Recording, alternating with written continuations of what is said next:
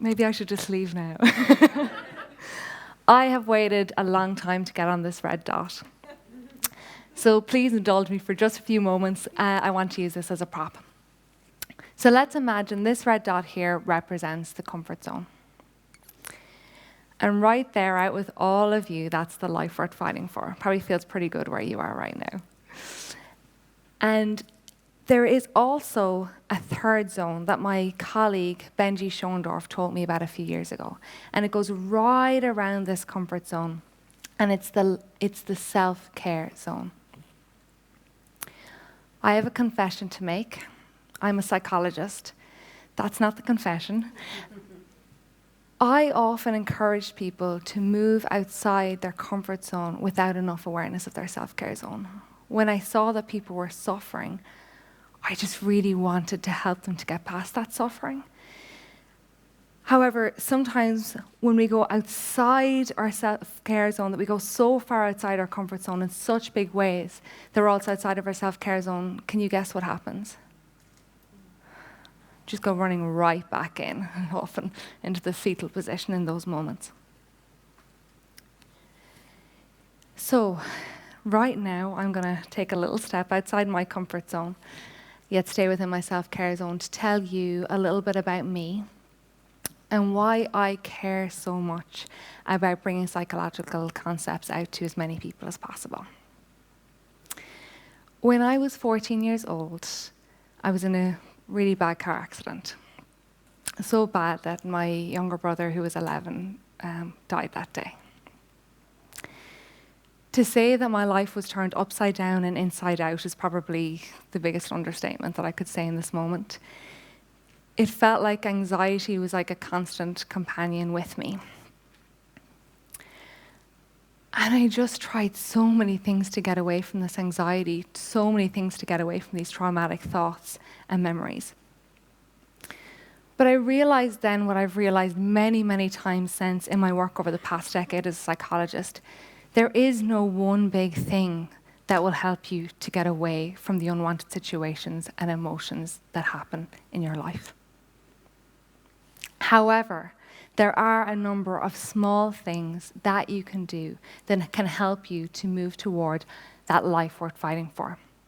And for me, a lot of it was around channeling my pain, the unwanted situations that happened in my life that I never would have chosen, but now that they had happened, how can I channel them? And for me, it was around moving towards a career in psychology, and ultimately brought me to acceptance and commitment therapy. I firmly believe that we really only come to acceptance when nothing else works. Why else would we go there? If there was a way to get away from your suffering and have that life worth fighting for, wouldn't we all want that? I'd prefer that. And I've told every client I've ever had that if I find that, I'm going to come back and I'm going to find them and let them know. And I'm probably going to make a lot of money.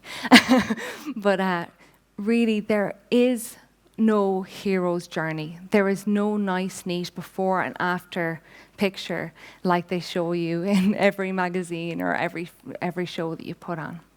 However, there are a number of small things that you can do. And the answer lies in this. What is this? It's a chair. It's a chair. I thought you might say that.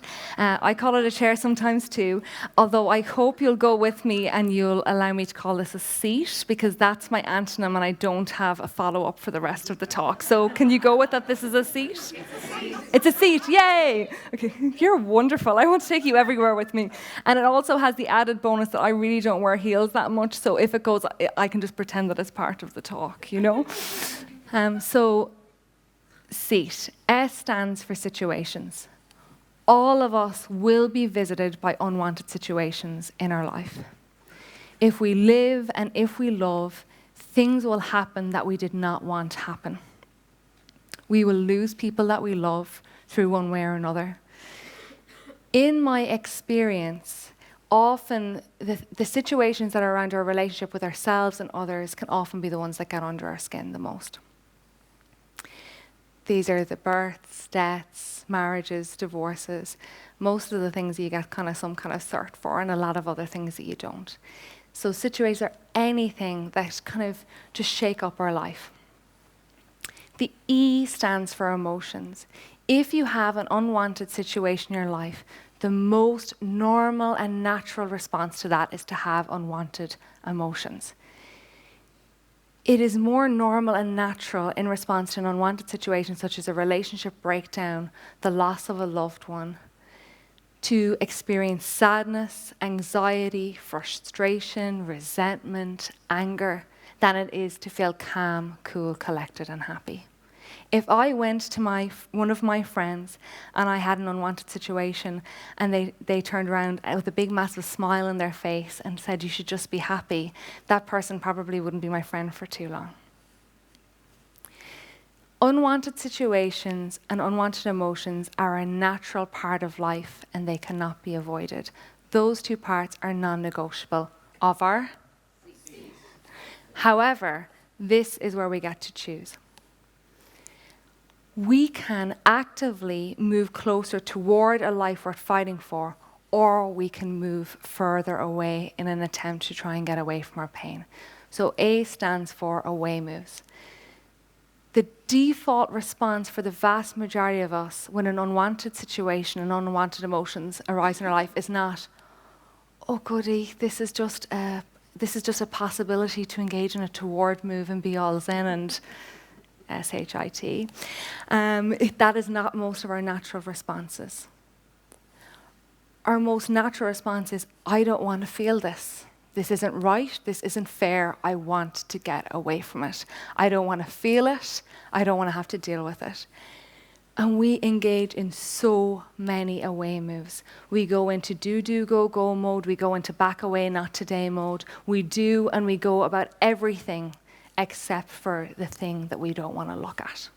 We do this in different ways. Some of us get into organizing, overscheduling, overworking, saying yes to everybody else so that we don't have to look at that one thing. For others, it's having our heads down in the tablets and the phones and the computers. There's lots of different ways we do this. None of these things are bad or wrong per se. They only become problematic when we start to use them rigidly and excessively as a way to try and get away from our unwanted experiences. There's a reason why we engage in these away moves, because each time that we engage in them, we just get that moment. I did that a bit prematurely. I'm just noticing that thought and judgment in my mind right now, where we get that moment of relief. If we didn't get some relief from our away moves, we wouldn't keep doing them. However, the psychological data, my life experience, my clinical experience is really, really clear.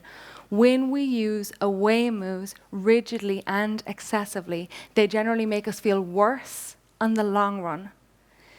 And they also bring us far further away from our life worth fighting for.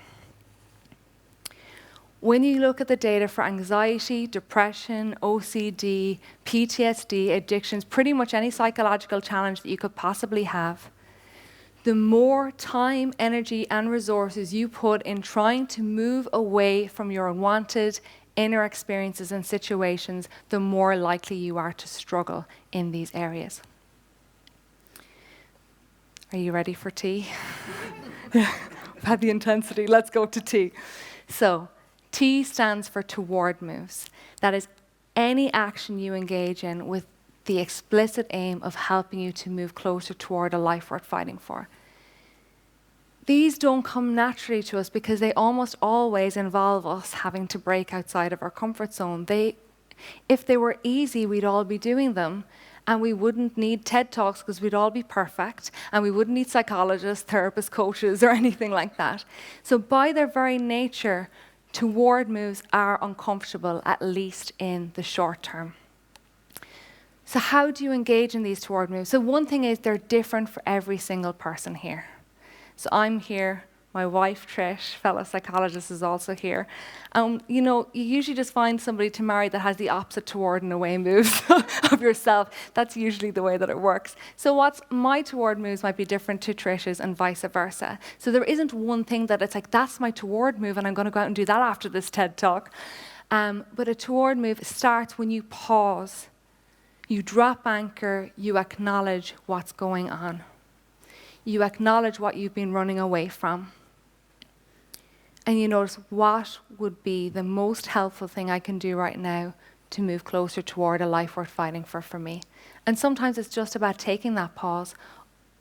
Other times it's more tangible. Sometimes it's picking up the phone, it's sending that text message, it's making that phone call, it's sending that email, it's applying for that job. It's that thing that you've been avoiding doing because you want to feel comfortable.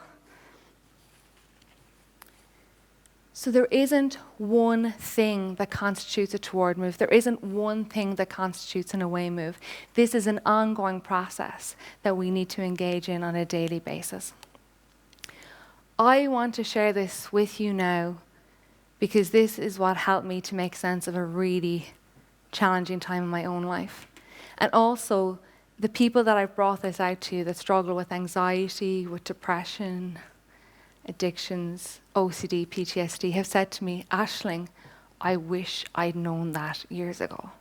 If only I had realized that trying to get away from what I don't want actually also brings me further away from my life worth fighting for and makes me feel worse and actually exacerbates my anxiety, my depression, my addiction in the long run.